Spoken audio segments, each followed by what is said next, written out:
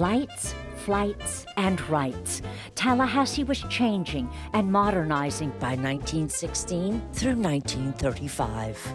Automobile traffic was picking up downtown, so much so that a traffic light was needed.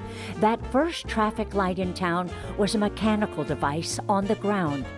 The police department abandoned the use of horses and moved to modern motorcycles. Tallahassee was taking to the skies with its first airfield. The early landing strip was a crude grass airstrip near the intersection of Park Avenue and Magnolia Drive.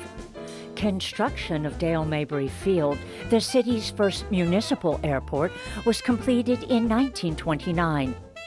The suffrage era was a time when women's rights were growing everywhere, and by 1920, women were registering to vote in Leon County. That same year, City Hall moved into a dedicated building constructed on Jefferson Street, just a stone's throw from where it is today. All municipal operations were unified in one location, with a prominent bell tower that alerted firemen of danger in the area.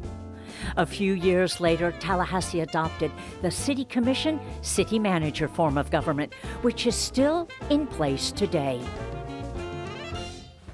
Like Americans around the country, Tallahasseans celebrated the end of World War I in 1918. A huge bonfire lit up the intersection of College Avenue and Adams Street, and a parade marked the joyous occasion. Several years later, the city was celebrating again. From November 9th through the 15th, 1924, Tallahassee celebrated its centennial with a week of events. Centennial Field, a baseball stadium with multi-purposes, was completed just in time to open October 3rd, 1924. Among the festivities and notable firsts, there were also events some wished forgotten.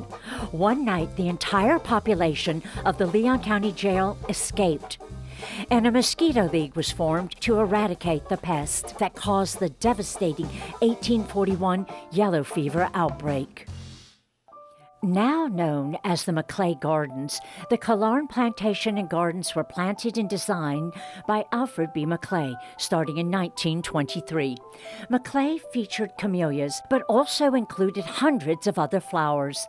The name Calarn came from a village in Scotland, where Mr. Maclay's great-grandfather was born.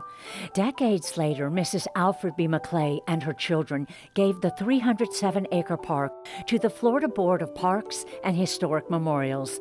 In keeping with Tallahassee's earlier nickname, the Floral City, those flowers and tree-lined paths still enchant visitors and Tallahassee residents, especially in the springtime.